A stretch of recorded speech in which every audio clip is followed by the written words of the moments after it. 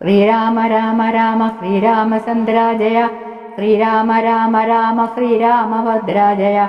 ശ്രീരാമ രാമ രാമ സീതാഭിരാമ രാമ. ശ്രീരാമ രാമ രാമ ലോകാഭിരാമ ജയ. ശ്രീരാമ രാമ രാമ രാവണാന്തക രാമ. ശ്രീരാമ മമ ഹൃദി രമതാം രാമ രാമ. ശ്രീരാഘവാത്മ രാമ. ശ്രീരാമ രമാപതേ. ശ്രീരാമ രമണീയ വിഗ്രഹ നമസ്തുതേ. നാരായണായ നമോ നാരായണായ നമോ നാരായണായ നമോ നാരായണ. അഗസ്ത്യസ്തുതി എന്ന ഭാഗമാണ് വായിക്കാൻ പോകുന്നത്. നീ വരുന്നതും പാർത്തു ഞാനിരുന്നതും മുന്നം. ദേവകളോടും കമലാസനോടും ഭവാൻ. ക്ഷീരവാരിധി തീരത്തിങ്കൽ നിന്നരുൾ ചെയ്തു.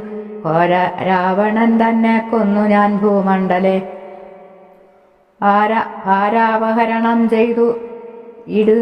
ഭാരാപഹരണം ചെയ്തിടുവാൻ എന്നു തന്നെ. സാരസാനനാകസകലേശ്വരാദയാനിധേ. ഞാൻ എന്നു തുടങ്ങി വന്നിവിടെ വാണിയിടിനേൻ. ആനന്ദസ്വരൂപനാം നിന്നുടൽ കണ്ടുകൊള്ളുവാൻ.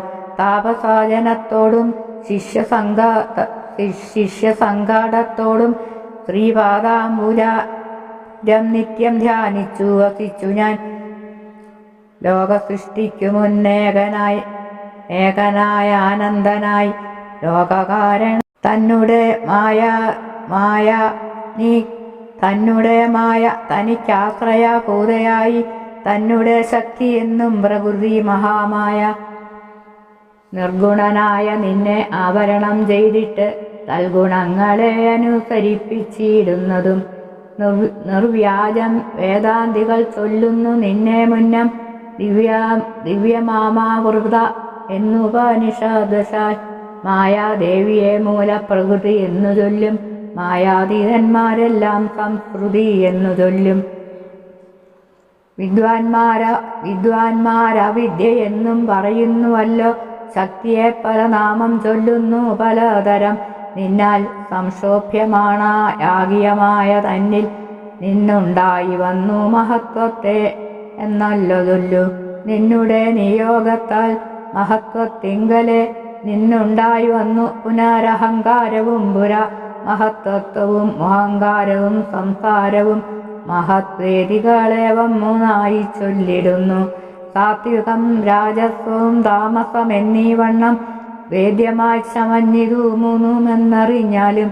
താമസത്തിങ്കൽ നിന്നു സൂക്ഷ്മതന്മാത്രകളും ഭൂമിപൂർവക സ്ഥൂല പഞ്ചഭൂതവും. പിന്നെ രാജസത്തിങ്കൽ നിന്നുണ്ടായിരുന്ദ്രിയങ്ങളും തേജോരൂപങ്ങളായ ദൈവതങ്ങളും. പിന്നെ സാത്വികത്തിങ്കൽ നിന്നു മനസ്സുമുണ്ടായി വന്നു.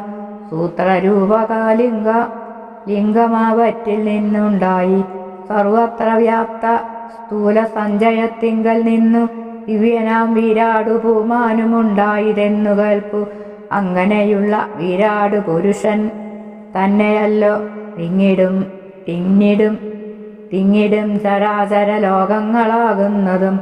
ദേവമാനുഷ തിര്യ യോനിജാതികൾ ബഹു സ്ഥാവരജംഗ മഖൗ പൂർണമായുണ്ടായി വന്നു. ത്വന്മായ ഗുണങ്ങളെ മൂന്നുമാശ്രയിച്ചല്ലോ ബ്രഹ്മാവും വിഷ്ണുതാനും രുദ്രനും ഉണ്ടായി വന്നു.